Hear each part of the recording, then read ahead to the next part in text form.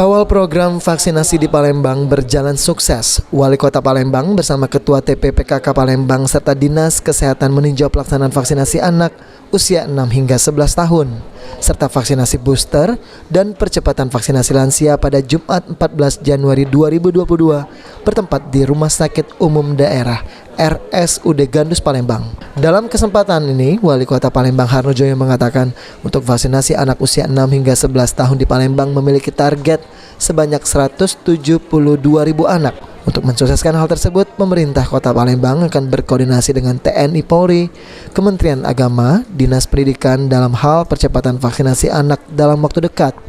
Karena ke-172.000 anak tersebut tersebar di 450 sekolah di Kota Palembang, baik SD maupun SMP.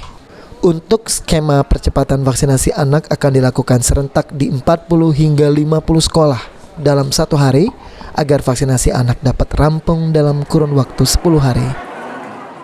Percepatan vaksin untuk anak ini sesegera mungkin.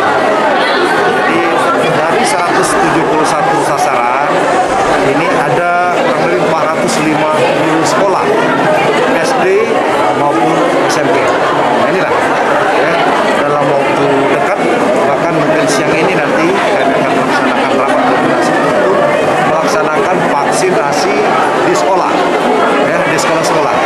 Nah, kita insya Allah petugas vaksinator kita bisa dilaksanakan dalam satu hari secara serentak di kurang lebih 40 sekolah. Nah, artinya 40 bahkan lebih ya, bahkan lebih, bisa 50, ya bisa 50. Nah, kalau ini memang akan kita laksanakan nanti setelah kita rapatkan ini, kami yakin dalam waktu 10 hari gitu, vaksin untuk anak di Kota Palembang. Selain meninjau jalannya vaksinasi anak, Wali Kota Palembang serta Ketua TPPKK Palembang dan pihak Dinas Kesehatan membagikan bingkisan hingga door prize kepada anak-anak yang sudah divaksin dengan cara memberikan pertanyaan acak.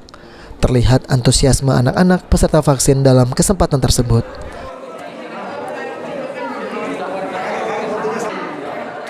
Sandi Pratama, PAL TV.